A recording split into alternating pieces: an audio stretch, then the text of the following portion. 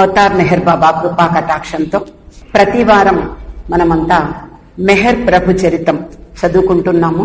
ప్రస్తుతం 13వ భాగంలో ఉన్నాం. అది 1956వ సంవత్సరం. బాబా పాశ్చాత్య పర్యటనలో ఉన్నారు. అమెరికాలో న్యూయార్క్ లో దిగి అక్కడి నుండి మెర్టిల్ బీచ్ వెళ్లారు. మెర్టిల్ బీచ్ నుండి బాబా పశ్చిమ ప్రాంతంలో ఉన్నటువంటి లాస్ ఏంజల్స్ కి వెళ్లడం జరిగింది. బాబాతో పాటు కొంతమంది పాశ్చాత్య ప్రేమికులు కూడా ప్రయాణం చేస్తూ ఉన్నారు. లాస్ ఏంజల్స్ లో 2 రోజులు ఉన్నారు. ప్రేమికులకు దర్శనం, ప్రేమను కురిపిస్తూ వారందరికీ ఆలింగన భాగ్యాన్ని ఇస్తూ బాబా తీరిక లేకుండా ఉన్నారు.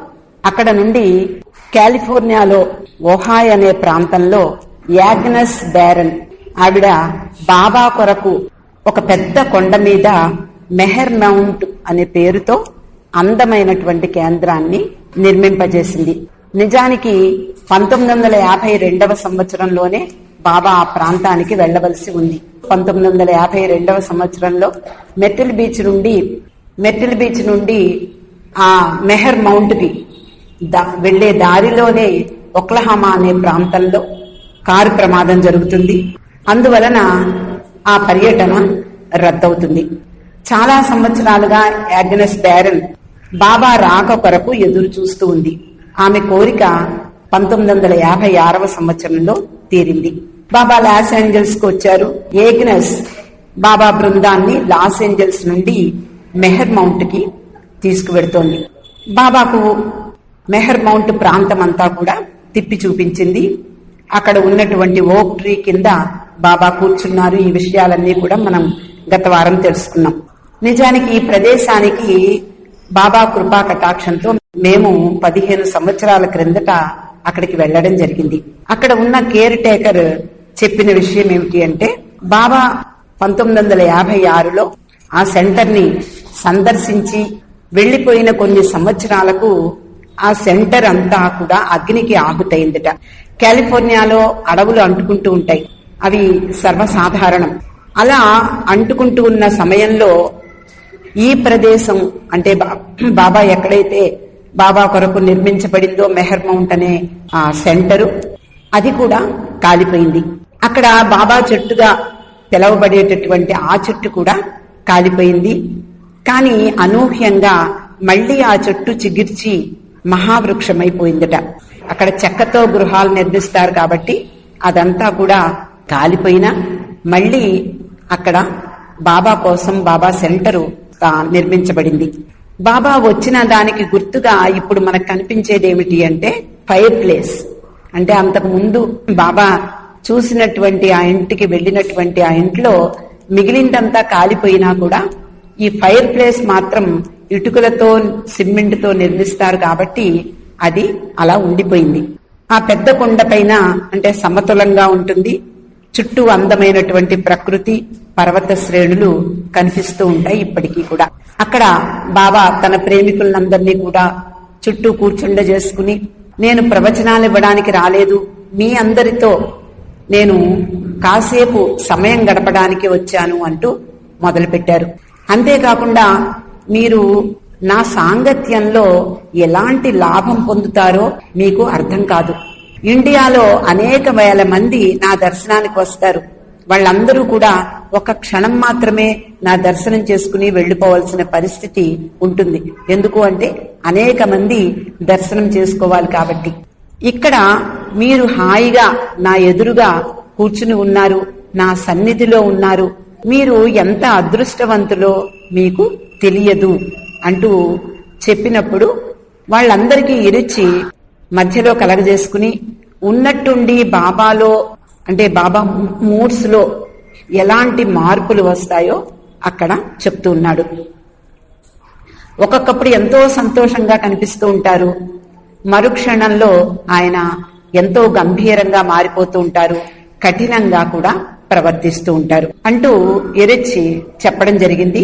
ఇక ఈ వారం విషయంలోకి వస్తే బాబా ఎరిచి చెప్పినటువంటి విషయాన్ని ధృవీకరిస్తూ అంటున్నారు, నా పద్ధతులు విధానాలను ఎవ్వరూ తెలుసుకోలేరు, మీ అవగాహనకు అతీతుణ్ణి, పరిపూర్ణులైనటువంటి సద్గురువులు మాత్రమే నన్ను, నా పద్ధతులను గ్రహించగలరు అని చెప్పారు. మరో విషయం తెలుసుకోండి అంటున్నారు బాబా. నాతో మీరు సన్నిహితంగా ఉంటూ నాకు చేరువవుతున్న కొద్దీ మీలో మంచి చెడు అన్నీ బయటికి వస్తూ ఉంటాయి. గతానికి సంబంధించినటువంటి సంస్కారాలన్నీ కూడా బయటికి వస్తాయి. మంచి చెడు మొత్తం సంస్కారాలన్నీ కూడా నా కృపా కటాక్షంతో నా సన్నిధిలో అవి నాశనమైపోతూ ఉంటాయి. ఒక్కొక్కసారి మీలో నుండి వచ్చేటటువంటి ఆ మంచి చెడు అన్నీ కూడా మీరు కూడా గమనించవచ్చు, మీకు కూడా తెలుస్తాయి అంటూ ఒక ఆశ్చర్యకరంగా అందరినీ ఆశ్చర్యంలో ముంచెత్తేలాగా బాబా ఒక చిన్న మాట అన్నారు. మీరింకేమీ చదవకండి, మీరింకా చదవడం ఆపేయండి. ఈ చదవడం మనసును గందరగోళంలో పడేస్తుంది. బాబా వ్రాసినవి అయినా సరే చదవకండి అని అన్నారు. చాలా ఆశ్చర్యపోయారు. ఏమిటి ఇది? బాబా పుస్తకాలు చదవాలనే కదా బాబా ఇచ్చిన సందేశాలు, అలాగే గాడ్ స్పీక్స్ మొదలైనవన్నీ మనకున్నాయి, మరి ఎందుకు చదవద్దంటున్నారు? వాళ్ళు ఆశ్చర్యపోయారు. కానీ మరు క్షణంలోనే మార్గరేట్ వైపు తిరిగి బాబా తమాషాగా, గాడ్ స్పీక్స్ చదివావా? ఎన్నిసార్లు చదివావు అన్నారు. అని ఆయనే చెప్తున్నారు, 10 సార్లు చదువు, ఎప్పుడో ఒకసారి అప్పుడో ఒకసారి కాదు, ఒకేసారి 10 సార్లు ఆ గాడ్ స్పీక్స్ చదువు అన్నారు. ఆ తర్వాత సాయంత్రం అయిపోతోంది. అందరూ కూడా మర్నాడు శాన్ ఫ్రాన్సిస్కోకి వెళ్లవలసి ఉంది. కాబట్టి అందరూ సామాన్లు సర్దుకోండి అని కూడా బాబా చెప్పారు. ఆ తర్వాత బాబా కొద్ది మందిని ప్రత్యేకంగా కలిశారు. మెర్టిల్ బీచ్ లో చేసినట్లుగా ఇక్కడ కూడా వ్యక్తిగత ఇంటర్వ్యూలు ఇచ్చారు. అనేక మందికి, ముఖ్యంగా పాశ్చాత్య దేశాలలో ఉన్నటువంటి ఆ ప్రేమికులందరికీ కూడా వ్యక్తిగతమైనటువంటి ఇంటర్వ్యూలు ఇస్తూ ఉండేవారు. ఈ సందర్భంగా బాబా ఒక వ్యక్తి యొక్క ప్రేమ వ్యవహారాన్ని చక్కదిద్దారు.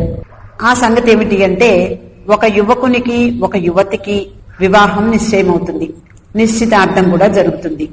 ఆ తర్వాత ఈ యువతి ఆ యువకుడు అంటే కాబోయే వరుని యొక్క స్నేహితుని ప్రేమలో పడుతుంది. అది సమస్య, వీళ్ళ ముగ్గురి మధ్య ఉన్నటువంటి సమస్య. అప్పుడు బాబా ఆ ముగ్గురిని పిలిచారు. పిలిచి ఈ యువకునితో అంటున్నారు, ఈ అమ్మాయి నీ యొక్క సన్నిహితుడైనటువంటి స్నేహితుని తోటి ప్రేమలో పడింది. ఇద్దరూ ఒకరినొకరు ప్రేమించుకుంటున్నారు.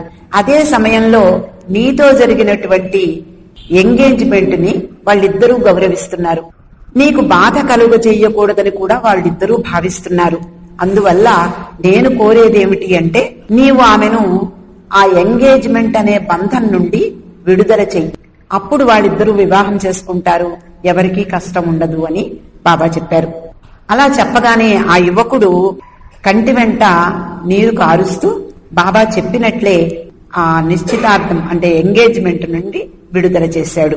అంటే బహుశా ఆ ఏ రింగో తొడిగింది ఆమెకు తిరిగి ఇచ్చేసి ఉంటాడు.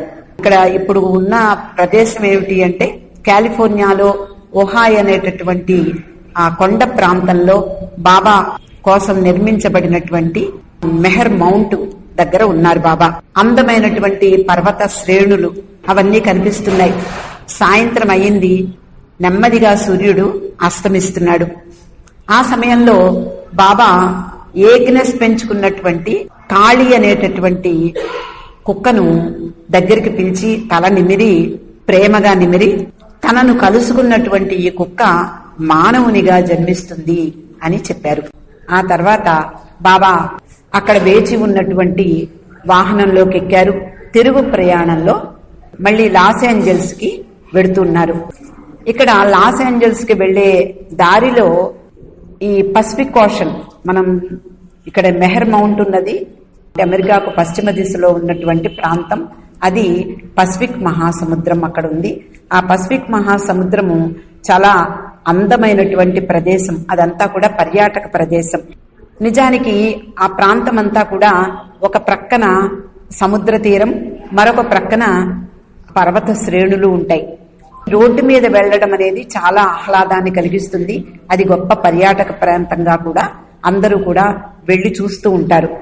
17 మైల్స్ డ్రైవ్ అంటారు. ఈ 17 మైల్స్ అంటే 17 మైళ్ల దూరంలో ఉన్నటువంటి బీచ్లన్నింటినీ కూడా మనం చూడవచ్చు. చాలా అందమైనటువంటి బీచ్లు. మామూలుగా బీచ్ అంటే ఏదో ఒక సముద్ర తీరము అనుకోవడానికి లేదు. అమెరికాలో అనేక పర్వత ప్రాంతంలో ఉన్నటువంటి ప్రాంతం అంతా కూడా చాలా అందమైనటువంటి బీచెస్ తో కలకల్లాడుతూ ఉంటుంది. ఎంతో మంది చూసి వస్తూ ఉంటారు. అలాగే సముద్రంలో నివసించేటటువంటి సీ యానిమల్స్ అలాంటి జంతువులన్నీ కూడా గుట్టలు గుట్టలుగా తీర ప్రాంతానికి వచ్చి కనిపిస్తూ ఉంటాయి మనకి. బాబా కూడా ఈ ప్రాంతంలో ఈ రోడ్డు మీద వెళ్ళమంటారు. అలా వెళ్తూ అలా తిరుగు ప్రయాణంలో బాబా ఆ స్టేషన్ వ్యాగన్ అనేటటువంటి వాహనంలో వెడుతూ ఈ సముద్ర తీరం వెళ్ళమని చెప్తారు యాగ్నెస్ కి. ఆ దారిలో పసిఫిక్ మహాసముద్రం నీలి రంగు, అంటే ఇటువైపు అట్లాంటిక్ మహాసముద్రం ఒక రంగులో ఉంటే అక్కడ మంచి నీలం వర్ణంలో ఉంటుంది ఆ ప్రదేశం అంతా కూడా. ఆ నీలం రంగు సముద్రాన్ని చూస్తూ బాబా చాలా ఆనందించారట. మనం ఇందాక చెప్పుకున్నాం, బాబా మీలో అంటే నాకు చేరువవుతున్న కొద్దీ నా దగ్గర నా సన్నిధిలో ఉన్నప్పుడు మీలో ఉండేటటువంటి సంస్కారాలన్నీ కూడా బయటపడుతూ ఉంటాయి. మంచి అవ్వచ్చు, చెడు అవ్వచ్చు, అవన్నీ కూడా నాశనం కూడా అవుతూ ఉంటాయి అని చెప్పారు. అలాంటి సంఘటన ఇక్కడ ఎదురుగుండా కనిపిస్తోంది. మెహర్మెంట్ కు వెడుతున్నా అంటే ఉదయం యాగ్నెస్ బాబాని మెహర్ మౌంట్ కు తీసుకువెడుతున్నటువంటి సమయంలో ఐవీ జ్యూస్ ఆమెతో ఏదో మాట్లాడింది. కానీ బాబాను తీసుకువెళ్ళాలి, బాబాకు ఎలాంటి అసౌకర్యం లేకుండా చూసుకోవాలి, అలాగే మండలి వాళ్ళని చూసుకోవాలి. ఈ హడావిడిలో ఆవిడ మాటని పట్టించుకోకుండా ముందుకు వెళ్ళిపోతుంది. అప్పుడు జ్యూస్ కొంచెం కఠినంగా అవమానకరమైన వ్యాఖ్య చేస్తుంది. అది తెలిసి చాలా రోషంతో యాగ్నెస్ పొగలు కక్కుతూ బాబా దగ్గరికి వస్తుంది. బాబా, నేనెవ్వరినీ ప్రేమించి ఇంకా సాధించేదేముంది అని గట్టిగా బాబాను అడుగుతుంది. బాబా చిరునవ్వుతూ ఆమె వైపు చూస్తూ ఉంటారు. బాబా దగ్గర ఉన్నటువంటి ఆదికే ఇరానీ యాగ్నెస్ పట్ల చనువుతో, యాగ్నెస్, నువ్వు ప్రతి ఒక్కరిని ప్రేమిస్తావు, కానీ అందరినీ ఇష్టపడు అంటూ వ్యాఖ్యానించాడు. అక్కడికి అయిపోయింది ఉదయం. సాయంత్రం తిరిగి వచ్చేటప్పుడు అంటే లాస్ ఏంజల్స్ కి వెళ్తూ ఉండగా బాబా ముందు సీట్లో యాగ్నెస్ పక్కన కూర్చున్నారు. మళ్ళీ యాగ్నెస్ అంటే ఆ మాట మర్చిపోలేకపోతోంది. అలా బాబా సన్నిధిలో మనలో ఉండేటటువంటి మంచి చెడు సంస్కారాలన్నీ కూడా తెప్పించడం ఆయన పని. అలా వెడుతున్నప్పుడు యాగ్నెస్ అంటుంది, బాబా, నా గురించి ఐవీ జ్యూస్ ఏం చెప్పిందో నీకు తెలుసా? నేను నమ్మలేకపోతున్నాను. అదే నిజమైతే నేనేం చెయ్యాలి అని యాగ్నెస్ భుజం తడుతూ బాబా అన్నారు, నీవు ఎలా ఉన్నావో అలా ఉండడమే నాకు ఇష్టం. నీవు కనబరిచిన స్ఫూర్తి నాకు నచ్చింది చెప్పారు.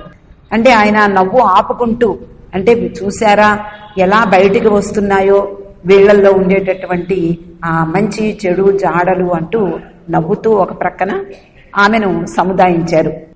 ఇన్నేళ్ల తర్వాత బాబా మెహర్ మౌంట్ కు వచ్చినందుకు యాగ్నెస్ చాలా సంతోషంగా ఉంది. బాబా మాటలతో తానొక మూర్ఖురాలినా అనుకుంటూ, బాబా, మీకు నాలో ఏ స్ఫూర్తి నచ్చింది? మొరటుగా ఉన్నటువంటి స్ఫూర్తా లేదా మృదువైన స్ఫూర్తా అని మళ్లీ అడిగింది. కానీ బాబా ఏమీ సమాధానం చెప్పలేదు. నిజానికి యాగ్నెస్ కి ఒక పేరు పెట్టారట బాబా, ప్రియతముని వాచ్ డాగ్. కొన్ని సంవత్సరాలు గడిచాక బాబా ఎందుకు ఆ పేరు పెట్టారో, ఎందుకు అలా పిలిచారో ఆమె ఇతరులకు చెప్పింది.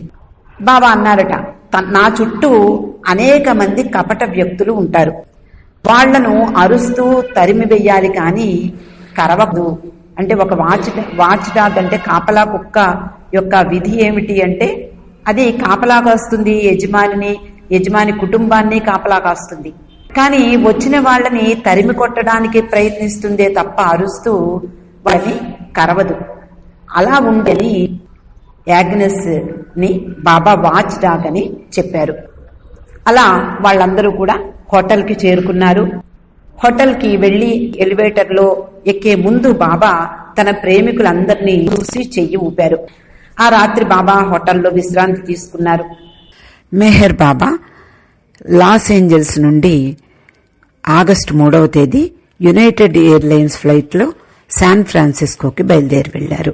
స్వాగత కమిటీ సభ్యులు అందరూ బాబాకు వీడ్కోలు చెప్పడానికి వచ్చారు. బాబా కోసం హిల్డా ఎర్ర గులాబీలతో చేసిన పుష్పగుచ్చాన్ని తెచ్చింది. విమానం గాల్లోకి ఎగిరింది. బాబా ఇటువైపు అటువైపు ఉన్నటువంటి సీట్లకు మధ్యలో ఉన్నటువంటి నడవలో వస్తూ తనతో పాటు వస్తున్నటువంటి ప్రేమికుల్లో ఒక్కొక్కరిని పలుకరించారు. కొద్దిమంది కొన్ని విషయాలను చర్చించాలని బాబా కూర్చున్న సీటు దగ్గరకు వెళ్లారు. మరికొందరు బాబాను ఫోటోలు తీశారు. ఫిల్లిస్ ఫ్రెడరిక్ అకస్మాత్తుగా గట్టిగా తుమ్మింది. బాబా చమత్కరిస్తూ, నీవు మొత్తం విమానాన్ని కిందకు దింపేలా ఉన్నావు అన్నారు. బాబాతో పాటు షా కుటుంబం అంతా ప్రయాణం చేస్తోంది. షా, అతని భార్య, అతని 2 కూతుళ్లు బాబాతో శాన్ ఫ్రాన్సిస్కో ప్రయాణంలో ఉన్నారు. లీట్రిస్ షా కిటికీ ప్రక్కగా కూర్చుందామనుకుంది. కాని అంతకుముందే ఆమె సోదరి కూర్చోవడం వల్ల నడవ పక్కన ఉన్నటువంటి సీట్లో కూర్చుంది. బాబా గురించి ఆలోచిస్తూ కూర్చోవాలనుకుంది. కాని ఆమె మనస్సు ఖాళీగా వెల్తిగా ఉన్నట్లనిపించింది. ఎంత ప్రయత్నించినా బాబా గురించి ఆలోచించలేకపోయింది. అంతలో ఆమె తల్లి ఆమె తండ్రి వద్ద ఉన్నటువంటి కెమెరాను తీసుకురమ్మని చెప్పింది. షా బాబాకు ఎదురుగా ఉన్న సీట్లో కూర్చుని ఉన్నాడు. లిట్రిస్ బాబాను మరొక్కసారి చూసే అవకాశం కలిగింది అని తండ్రి దగ్గరకు వెళ్ళింది. అంతలో బాబా ఆమె వైపు తీక్షణంగా చూడ్డం జరిగింది. ఆమె బాబా తీవ్రమైనటువంటి చూపుకు ఆమె ఎదలో ప్రేమ పొంగి పొర్లింది. ఆ సమయంలో బాబా తప్ప నాలో మరో ఆలోచన లేదు. 2 గంటల ప్రయాణం తర్వాత బాబా ప్రయాణించే విమానం శాన్ ఫ్రాన్సిస్కో చేరుకుంది. ఎంతో ఉత్సాహంతో ఎదురు చూస్తున్నటువంటి ప్రేమికులందరూ కూడా బాబాకు స్వాగతం పలికారు. వారిలో ఉన్నటువంటి పిల్లలు బాబా మెడలో పూలదండలు వేశారు. వాతావరణం చాలా చల్లగా ఉంది. బిలీ ఈటన్ తన కోటుని బాబాకు ఇచ్చింది. బాబా కొన్ని క్షణాలు ఆ కోటును వేసుకుని తిరిగి ఆమెకు ఇచ్చేశారు. బాబాను మండలి వారిని అక్కడ ఉండేటటువంటి అంటే ముందుగా బుక్ చేసుకున్నటువంటి ఒక మోటల్కి తీసుకువెళ్లారు. అందులో సెంట్రల్ హాల్ కి దూరంగా ఉన్న డూప్లెక్స్ గదిని బాబా కోసం ఏర్పాటు చేశారు. నిజానికి బాబా తన మండలి వారికి దగ్గరగా లేకపోతే ఆయనకి నచ్చదు. ఆ మండలి వారికి వేరే గది ఇచ్చారు. అలాగే ప్రేమికులు ఉండే గది వేరు. బాబా గది కొంచెం దూరంలో ఉంది.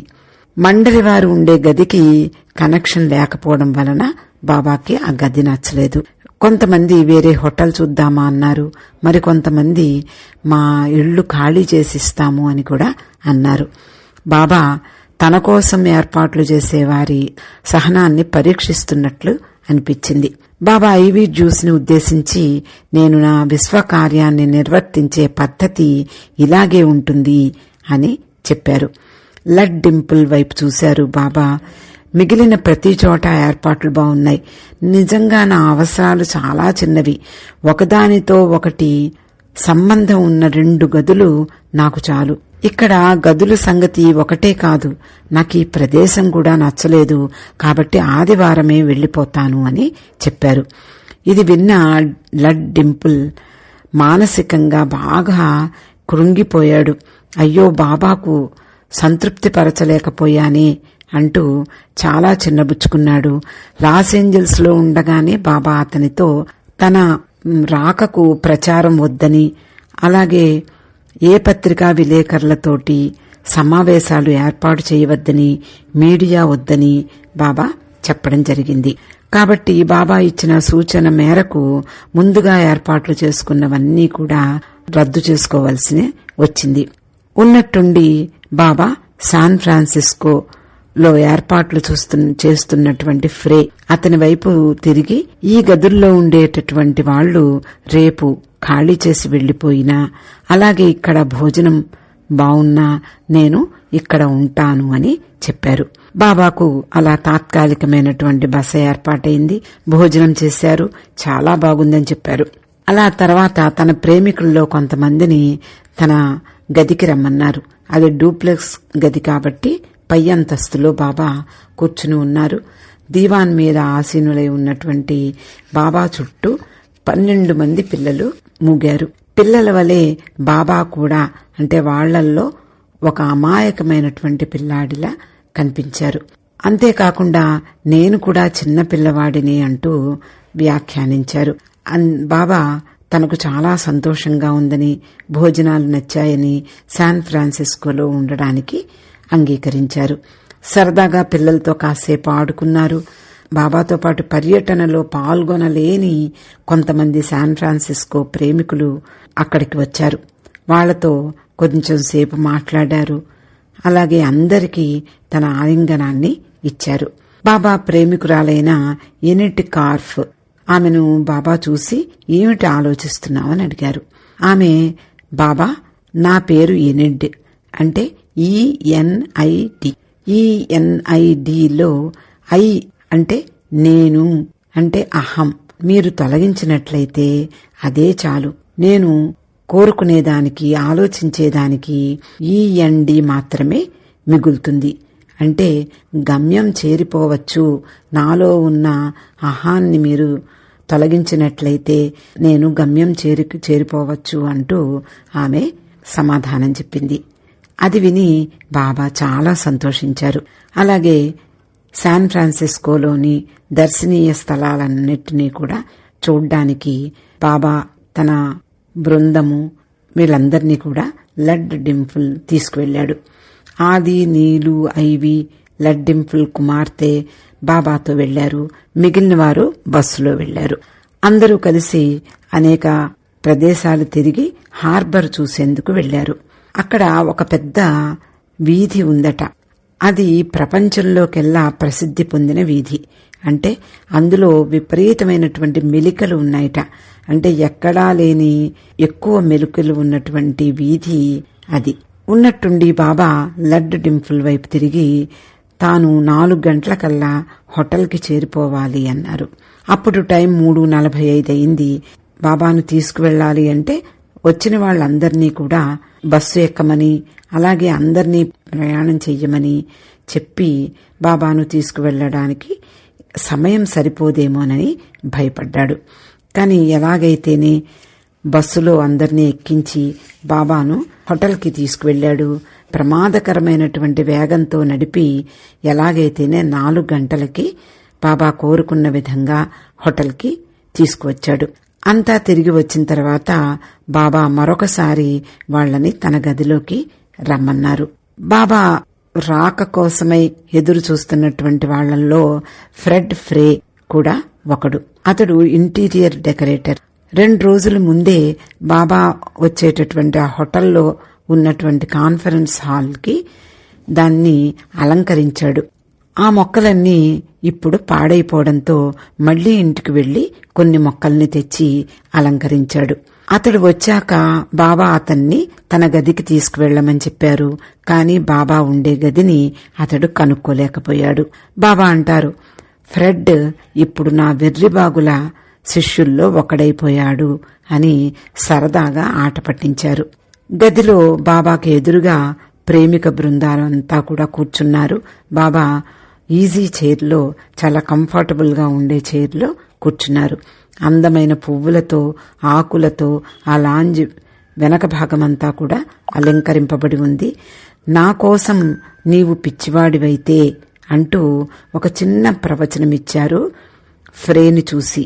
బాబా అంటారు, నా కోసం నీవు పిచ్చివాడివైతే, నిజంగా పిచ్చివాడివైతే, లోకం అనుకునే పిచ్చివాడివి కాసుమా, అలా ప్రేమ పిచ్చిలో పడితే నన్ను నిజంగా కనుగొనగలవు, నా నిజస్వరూపాన్ని నువ్వు చూడగలవు అంటూ బాబా విశదపరిచారు.